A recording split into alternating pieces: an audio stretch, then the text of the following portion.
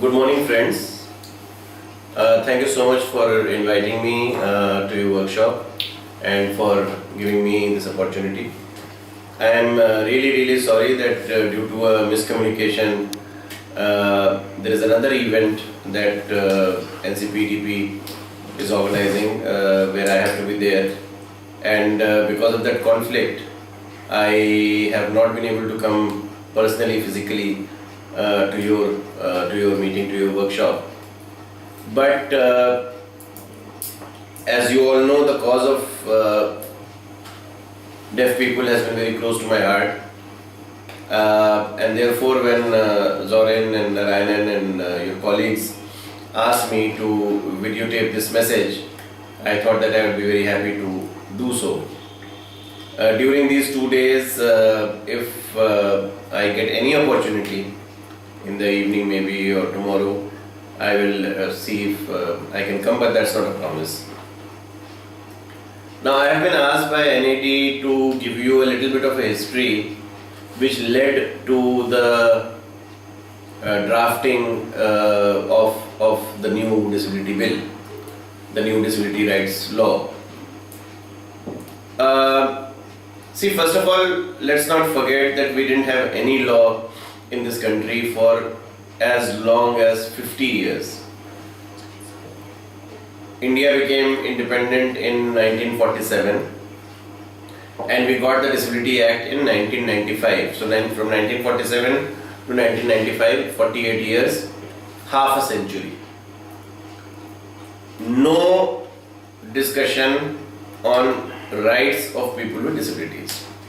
The only thing that we had then were a few policies, the 3% reservation, but 3% reservation only in the C category and the D category jobs, not in the A category and the B category jobs.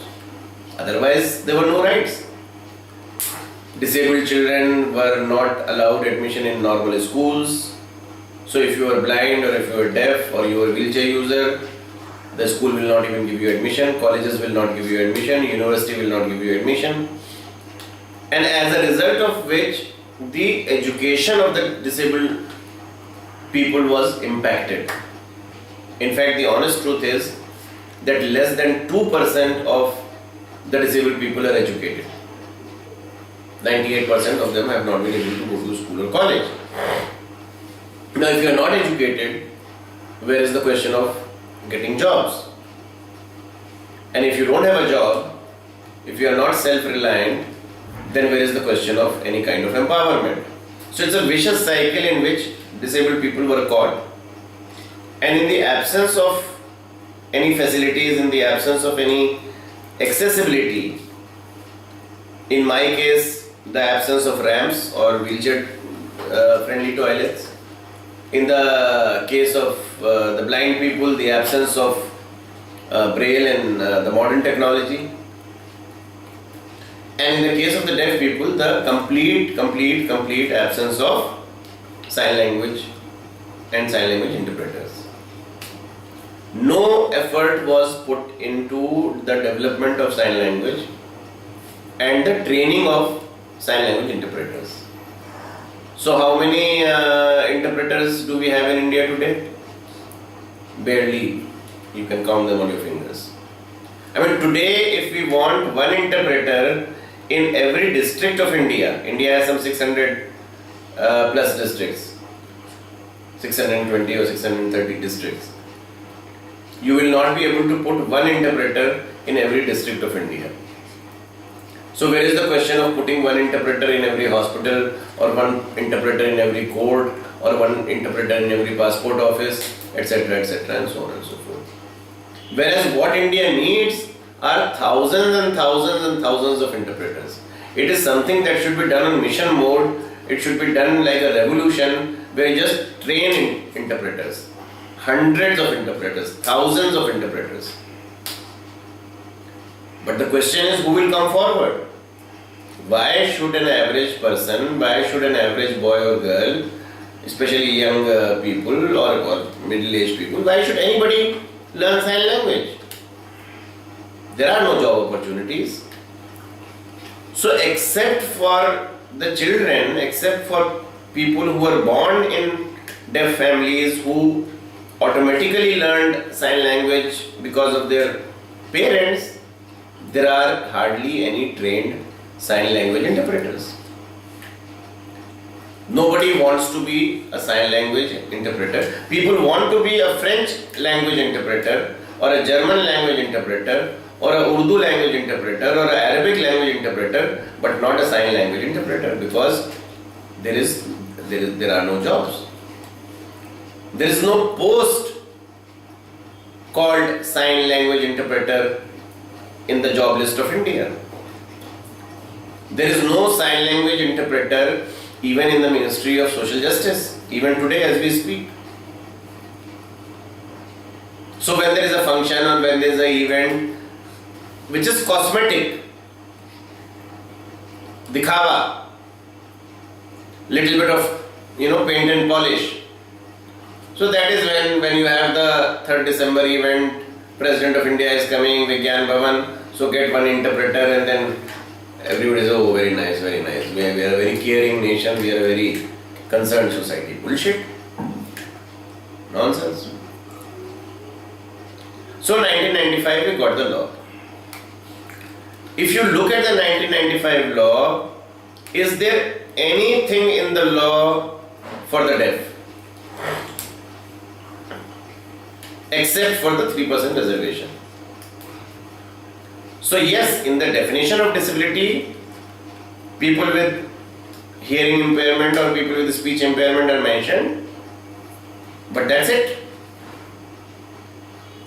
There is no, the term sign language is not mentioned anywhere in the law.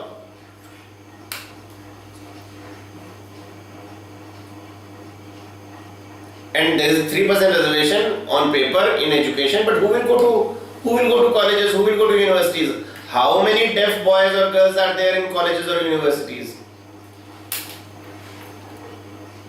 People who have educated me on deafness, and I don't claim to be an expert, I still learn every day.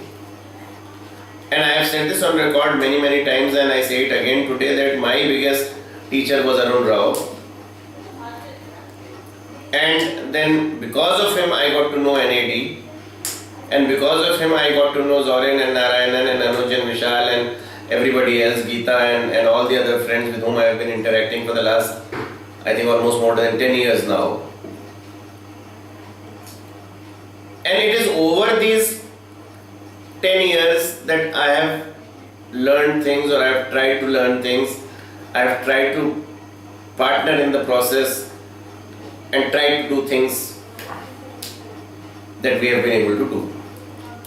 Where was the awareness? Where were the deaf leaders of that era? It's not that deaf organizations were not there in the 70s or in the 80s or in the 90s. I don't want to mention the name of any individual because they are all very senior people, some of them are dead. So there is no point in pointing fingers or accusing anybody, but it is a question which deserves to be examined as to where were all the deaf leaders, or where were all the leaders who claimed to be working for deaf people. They were taking grants from the government, they were taking land from the government, they were making buildings in the name of deafness. I don't see any change. We don't even have a unified Indian sign language. Enough research has not been done in that issue, on that issue. We don't have interpreters. And because of the language barrier, because of the communication barrier, children with deafness have not been able to go to school, they have not been able to go to college, they have not been able to go to university. And because they are not able to attain education, obviously they are not able to get the jobs. The maximum job that a person with deafness can aspire for are the D category jobs. I would say not even the C category jobs. Now, is that not heartbreaking? Is that not completely heartbreaking? So this is where I ask this question also, that not just the deaf leaders but all the champions of disability, all these people who claim to be the champions of disability, where were they? Where were they in the 80s? Where were they in the 90s? Where were they even in the 21st century until very recently?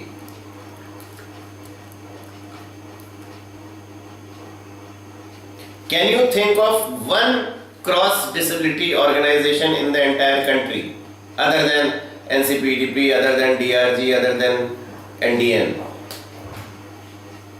Can you show me one model, one experiment, one organization, one network where this kind of work has been done in the last 10 or 15 years?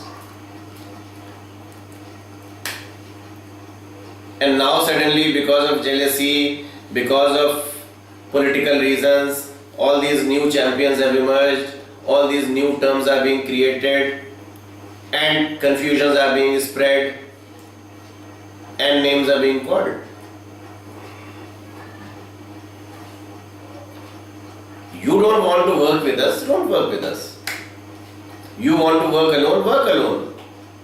You want to work with someone else, please form a new coalition, form a new network, prove yourself. Making noise, creating confusion, spreading falsehood, propaganda, creating divisions within the disabled community, creating divisions within the deaf community, that's the easiest thing to do. That's the job of the Satan. That's the job of the devil. Divide people, turn them against each other. If there's something good happening, stop that good happening. Make people fight with each other, call names, make accusations.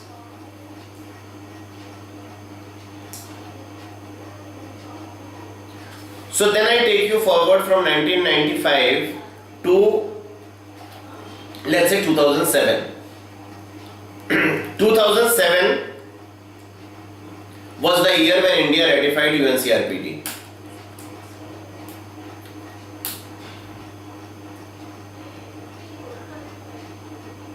I am not in the habit of making claims. I am not in the habit of making boasts. Do some internet research. There is a website, India UNCRPD or uncrpdindia.org or something. Find out the history as to how India ratifies UNCRPD. How we push the government of India, force the government of India, arm twisted the government of India to ratify UNCRPD. There was a whole campaign at that time, and some of you perhaps may be knowing about it or may have seen it, called Gandhigiri.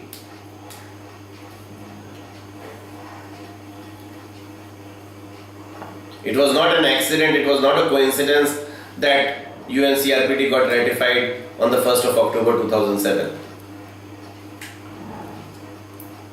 Where were these great champions then?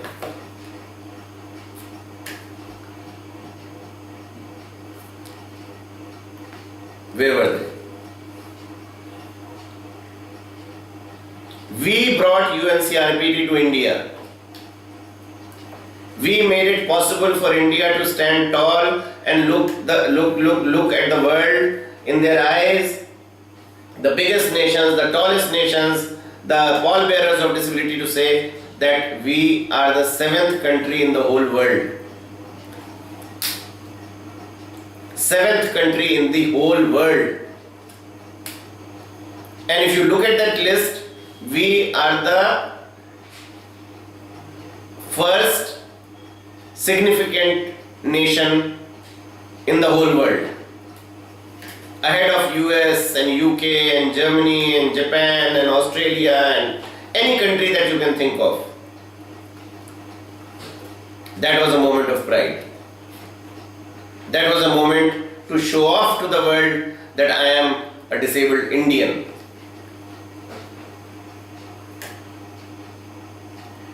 It was UNCRPD that gave us the foundation. It was UNCRPD that firmly sealed the debate that all disabled people are equal, and you cannot talk only of those who have the greatest voice or who have the greatest muscle. Because if you examine the disability movement, not only in India but all over the world, you will find that it is always people with orthopedic disabilities and people with visual disabilities who are at the forefront. They are the maximum beneficiaries because of logical reasons. And I am not saying it's a bad thing, I am not holding it against them. I am myself a person with orthopedic disability.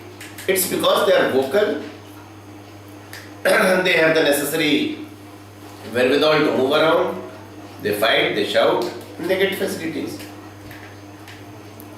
It is the deaf community which is voiceless. They have everything.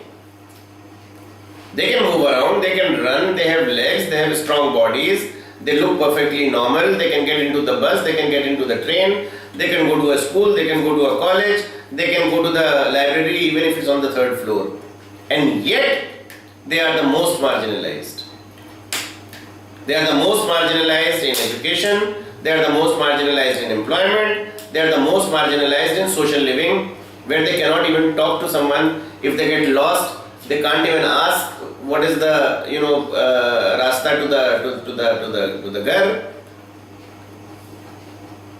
If 5 people are visiting the family, they are excluded because of the lack of communication. And that little bit this country could not do for them, and the so-called great leaders of this country could not do for them.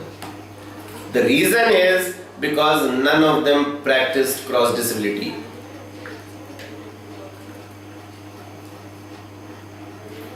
Today, there is a person in particular, and there are people around him who are pretending to be the new leaders of a new cross-disability movement. I wish them good luck. I wish that they mean what they say. I wish that they do what they say. And the next 1 year, 2 years, 5 years will show it to the world whether they mean what they say and whether they do what they say. Is your heart in the right place? Is your mind as vast as it should be? Is it possible for you to rise above your own disability and to not think of only the blind people, but to think of all people with disabilities, no matter what their disability and no matter who they are? And when you go out and when you fight, then you fight for all of them and not only for some of them.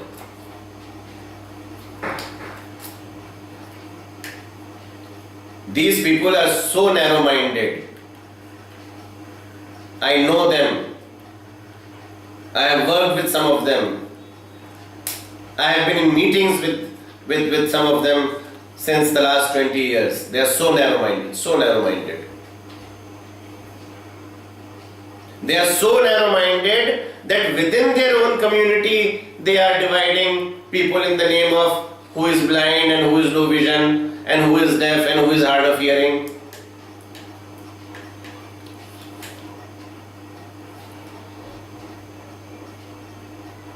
Who brought this debate to India that we are not satisfied with 5% reservation and that there should be 6%? And why 6%? Because 2% should be for the visually impaired community. Why? Because 1% should be for the blind and 1% for the low vision. Is that possible? Is that fair? Is that honest? Is that transparent? Because if that's so, then tomorrow deaf people should also ask for 2%. And deaf people should also say, well, 1% for the totally deaf and 1% for the hard of hearing.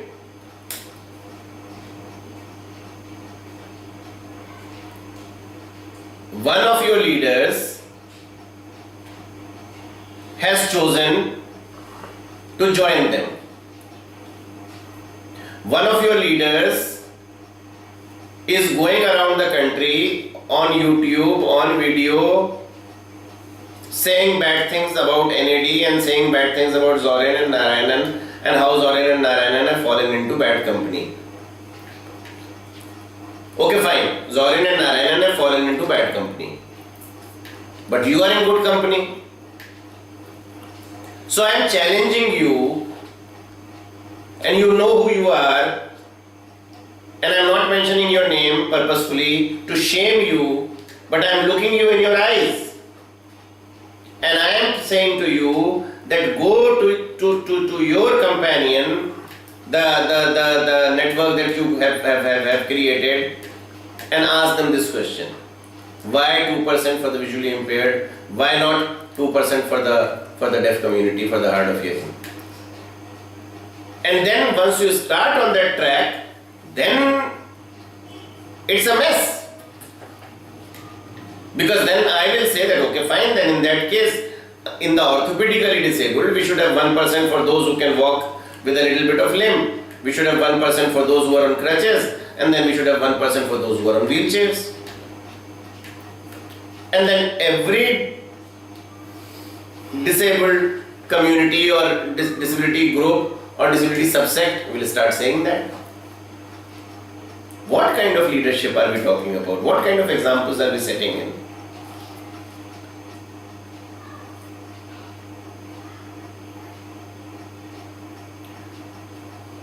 After 2007, soon after 2007, elections, the new government came, there was a new minister, Mr. Mukul Vasnik.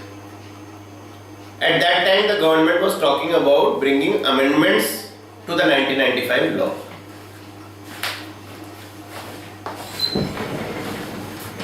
Was there any opposition to that idea? Did anyone say that no, that's a bad idea? We were the people who opposed that. We were the people who went to meet the minister. We were the people who went to the minister and said, no, that's not a good idea, and what India needs is a new law. The very concept of a new law has been given to this country by DRG, by MDN, by NCPDP, and nobody can take that away from us.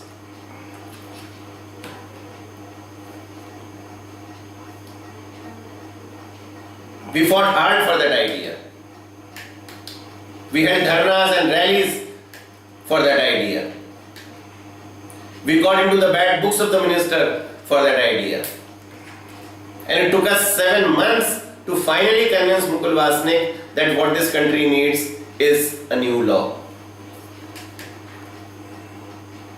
Then after that, a committee was constituted.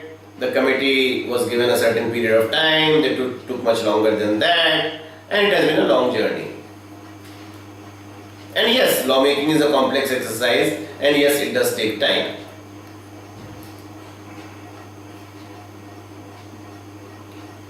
And then it was a whole long process of the committee submitting the draft, the ministry finalizing the draft, then the draft going to the states for consultation, to the ministries for consultation, then finally to the law ministry for their vetting, then to the finance ministry, and then to the cabinet. In that entire period, in that entire journey of nearly 2 years, where were the great leaders at that time? Can they show me one press clipping? Can they show me one press statement?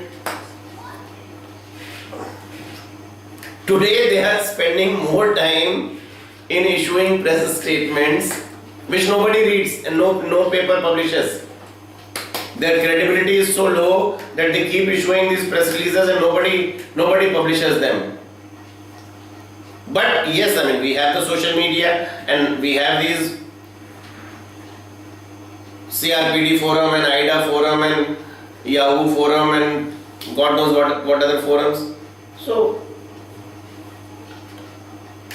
खुद ही लिख लो, खुद ही पढ़ लो और खुश हो जाओ कि हम बहुत बड़े आदमी हैं.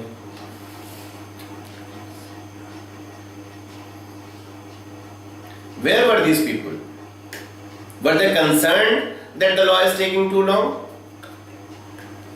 Were they monitoring the process? Were they monitoring as to what the states are saying? What is UP saying? What is Bihar saying? Where the delays are? Or what is the dilution that is taking place at the level of the health ministry? Or what is the dilution that has taken place at the level of the law ministry?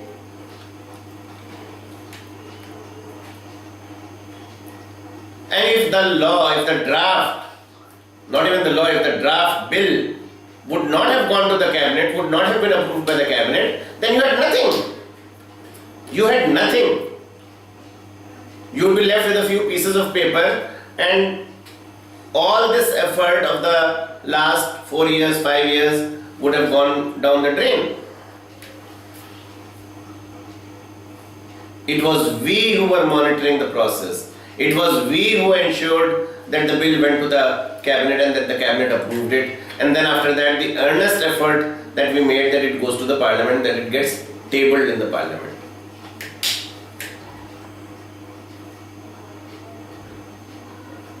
So then the final question is whether it's a good bill or a bad bill. My dear friends, no legislation is fully good or fully bad. I mean, it's possible for legislations to be fully bad, but I personally doubt it if there can be any law which can be 100% perfect. No law is perfect. And I don't say this, I mean, I'm not a lawyer, I'm not a judge. It is my esteemed colleagues, people who I listen to, people who I talk to, Supreme Court judges, senior lawyers who have given me that knowledge to say that no law is ever perfect.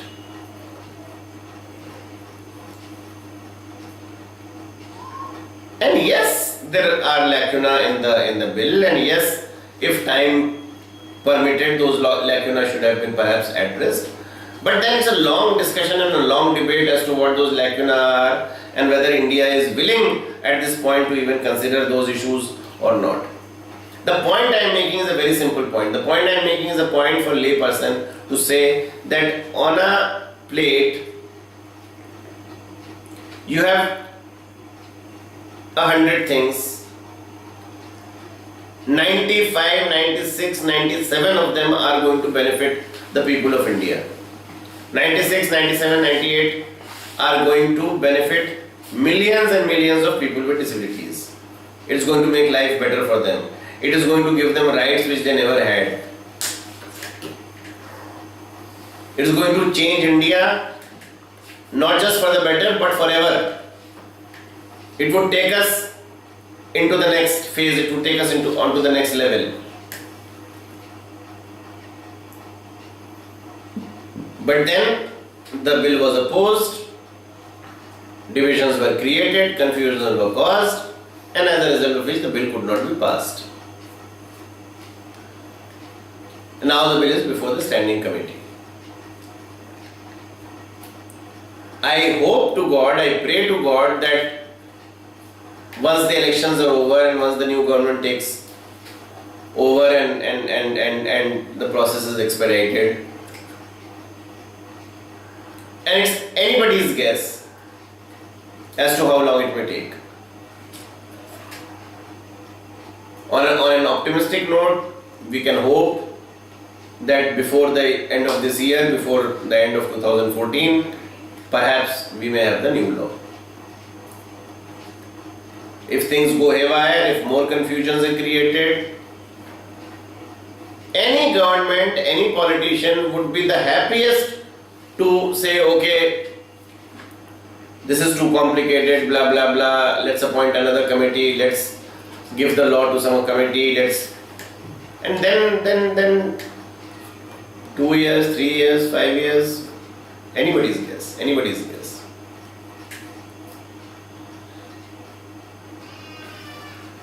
The last thing I would like to say is that for those of these people who have opposed, it's very easy to do so because they have nothing to lose. They are well placed in life, they have got good jobs, they are earning a good salary, and so therefore fine. I mean, it's very easy to be an armchair critic and to oppose something and not allow that to happen. Because they will not pay any price. It is the ordinary people, it is the people out there in the villages, in the small towns, the next generation, the children who are in the school, the boys and girls who are in the college, who are paying the price and will continue to pay a price for God knows how many more months and how many more years.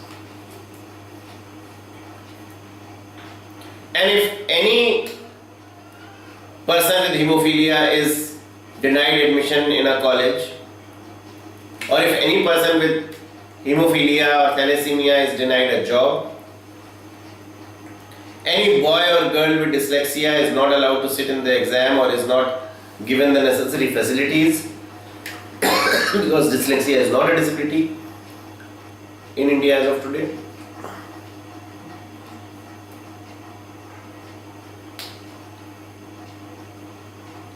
People with mental retardation, politely called people with intellectual disabilities, who could have got jobs. Something unheard of. Complete paradigm shift. Because so far jobs have been limited only to the big three as I call them. People with visual disabilities, people with physical orthopedic disabilities and people with hearing disabilities. 3%, 1. So when the quota is being increased from 3 to 5, who is it going to benefit? Not the blind, not the deaf, not the wheelchair users or the orthopedically disabled. It was a new category of disabilities which have never been considered disabilities in India before. Can you imagine a person with intellectual disability being given the opportunity to be able to work and to be able to earn a living? A person with autism, a person with cerebral palsy, a person with multiple disability. This law, this bill was a game changer. Had this bill been passed in the parliament, by now it would have been enacted. 100% it would have been enacted before the last government went out. And today, in this entire country, the length and the breadth of this country, 70 million, 80 million, 100 million, God knows how many, but millions and millions and millions of people with disabilities would have benefited from the new law. So today, if people are not benefiting from what is contained in the law, and more importantly, if people are being harmed because of not having a law, the entire responsibility rests with those 4, 5, 6 jokers who claim to be now some kind of the new representatives. As I said before, I say it again, I wish them luck. I sincerely, honestly wish them luck. I wish that they do some work. I wish that they prove themselves. I wish that they bring about a change. Just talking, bullshitting, making noise, writing letters and emails and causing confusion and pretending to be some great activist on Facebook and Twitter, anybody can do. Change a policy. Change a policy at your state level. You claim to be great activists. You have been there in your states for the last at least 10 years. Many of you have been nurtured by us. Many of you have been nurtured by the same DRG, by the same NDN that today you badmouth. Change a policy in the states to which you belong to. Pick up a cause which belongs not to your disability but to someone else's disability. I want to see a day in this country when the blind people will come out on the streets and fight for the rights of the deaf.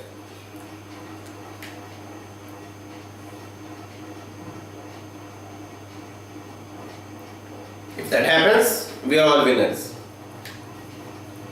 But do not break the movement. Do not create confusion. Do not badmouth institutions which have benefited this country consistently over the last 10 to 15 to 20 years. who have a great body of work behind them, which you can't even touch or can't even aspire ever to be in that position. As far as the deaf people are concerned, in the new law, I will just focus on two very simple points, because this is not a workshop. I mean, I'm not going to go through the entire law and talk about, well, all the sections that are there, all the clauses that are there are going to benefit all disabled people, including deaf.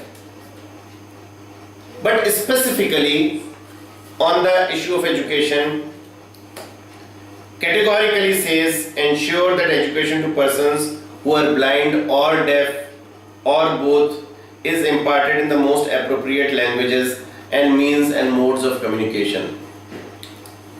Just this one sentence, because it belongs to the law, if this would have been passed by the parliament, if this would have been enacted, would have completely changed the entire paradigm of education. The schools, the colleges, the universities. Deaf children, deaf youth, parents of deaf children could have gone to the school bodies and to the colleges to say, well, sorry, this is what the law says, make those arrangements, get sign language interpreters, get sign language, or alternate means, whatever is possible. It says, 16C says, to train and employ teachers. To train and employ teachers, including teachers with disability who are qualified in sign language.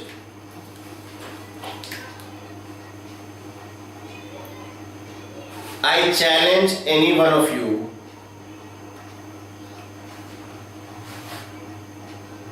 I challenge this particular gentleman who is making videos and putting up videos on YouTube and causing a division in your community, who has the courage to point a finger at tall leaders such as Zorin Narayanan and institutions such as NAD.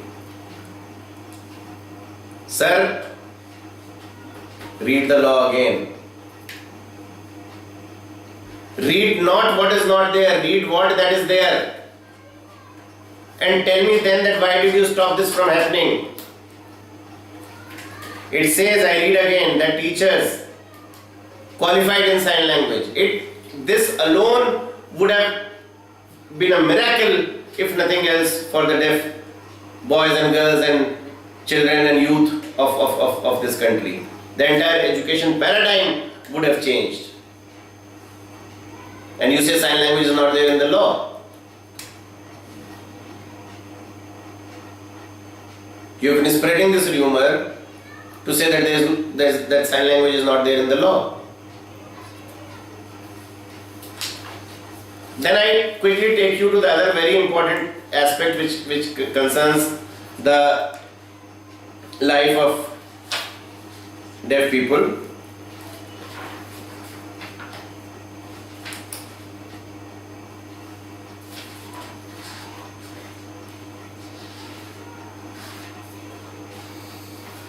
Which is on ICT.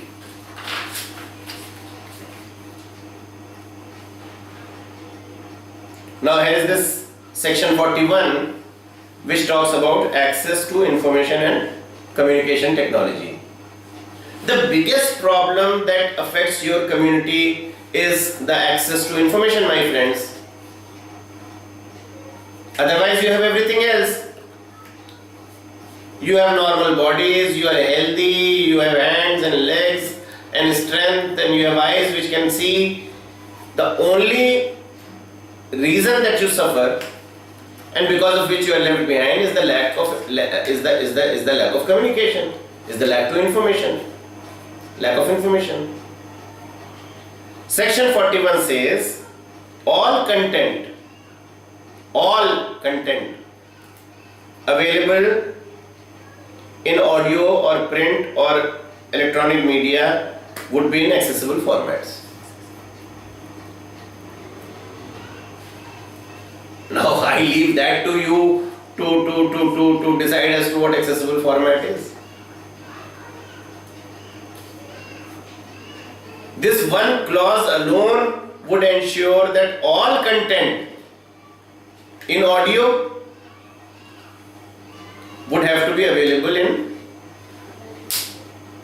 accessible format. What Angel is doing for me is to present what I am saying in an accessible format. Now whether I say accessible format or whether I say sign language, according to me it's the same thing. Go and ask any lawyer, go and ask any judge. It mandates that any content in audio or electronic, so that would cover the television as well, has to be accessible. Then it says, the very same section by the way, 41(2) says, persons with disabilities have access to electronic media by providing audio description, sign language interpretation and closed captioning. My dear friends, my contention is that between the education clause and between the ICT clause, the world would change. I mean, I concede that there are many other issues, there is this, there is that. So then somebody will say, well, you know, why is driving not there? In the law there should be a clause which says deaf people can drive.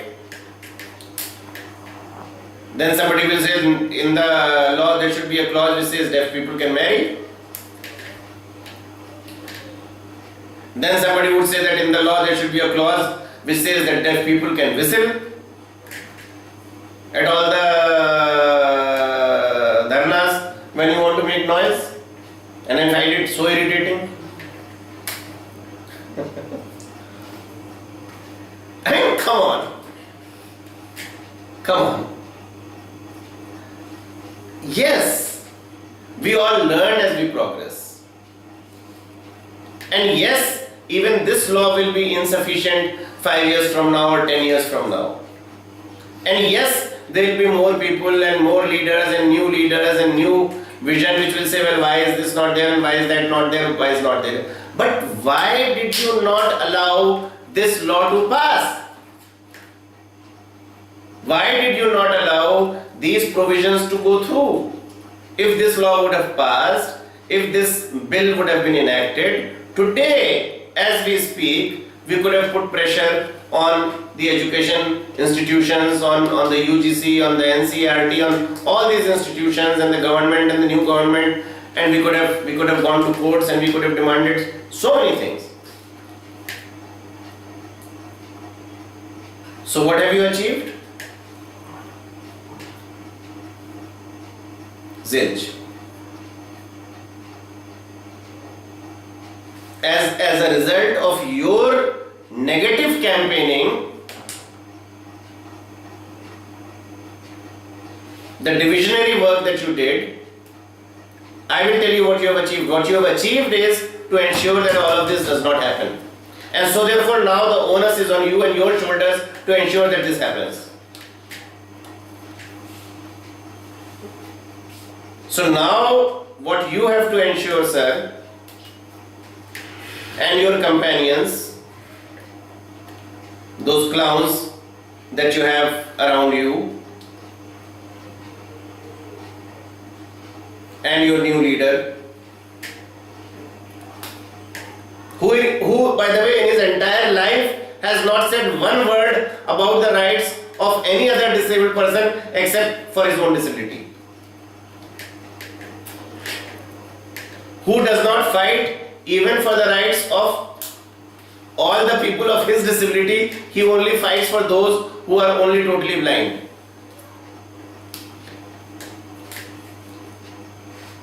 You actually expect him to ever develop, now that he is a senior person,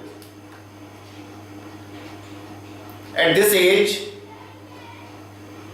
you expect him to suddenly become this great, visionary, and that suddenly he will develop great passion and he will start fighting for the rights of the deaf and the rights of those with intellectual disabilities and those with psychosocial disabilities. Let's wait and watch. We'll find out.